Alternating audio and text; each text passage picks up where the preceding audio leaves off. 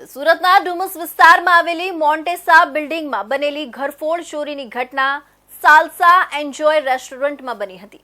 આ ચોરીમાં આશરે 8,60,000 રૂપિયાની રોકડ રકમની લૂંટ કરવામાં આવી હતી। ચોરીને અંજામ આપનારા આરોપીઓ ખૂબ જાણકારીપૂર્વક અને વ્યવસ્થિત રીતે તૈયાર હતા, જેનાથી પોલીસ માટે આ કેસ શરૂમાં બ્લાઇન્ડ કેસ સમાન લાગ્યો। હોટલમાં સંજય થાપા નામનો વ્યક્તિ ભૂતપૂર્વ કર્મચારી તરીકે કાર્યરત હતો। તે ચોરી માટે મુખ્ય જાણભેદુ સાબિત થયો। તેણે શનિ રવિના દિવસોમાં મોટાભાગના કસ્ટમર્સ આવતા હોવાના આધારે હોટલમાં મોટી રકમ રાખવામાં આવતી હોવાની ટીપ પોતાના સાગરીત અર્જુન નાથ યોગીને આપી હતી। અર્જુને આ માહિતી અન્ય મિત્ર રાજ ખડકા ખત્રીને આપી અને ત્રણેય જણે મળીને ચોરીનું કાવતરું રચ્યું। આરોપીઓએ પોતાની ઓળખ છુપાવવા માટે ખાસ આયોજન કર્યું હતું। ચોરીના સમયે તેઓ ફૂલ સ્લીવની ટી-શર્ટ, કેપ અને મોઢા પર માસ્ક પહેરીને આવ્યા હતા। ઘટનાની જગ્યાએ ફિંગરપ્રિન્ટ્સ ના આવી જાય અથવા તો હાથથી પોલીસ ઓળખી ન શકે, આ માટે આરોપીઓ દ્વારા ગ્લવ્સનો ઉપયોગ કરવામાં આવ્યો હતો।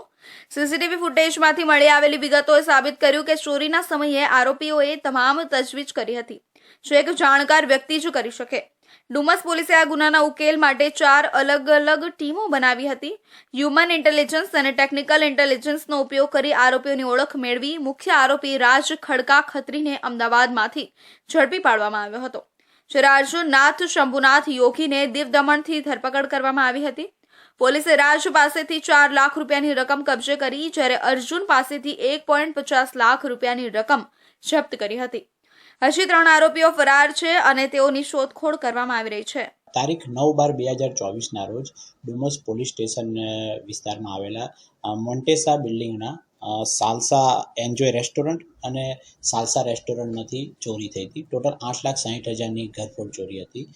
આ ઘરફોડની ઘટના અમે ડિટેક્ટ કરેલી છે। તેમાં ટોટલ 3 આરોપીઓ છે, જેમાં મેઇન જે ચોરી કરનાર વ્યક્તિ જે છે રાજ ખડકા ખત્રી, જે ચોરી કરનાર જે વ્યક્તિ છે તેની પણ અટક કરવામાં આવેલી છે। હાલના તબક્કે ડુમસ પોલીસ 2 આરોપીઓને પકડી શકી છે અને 5.50 લાખ રૂપિયાની રકમ જપ્ત કરી છે।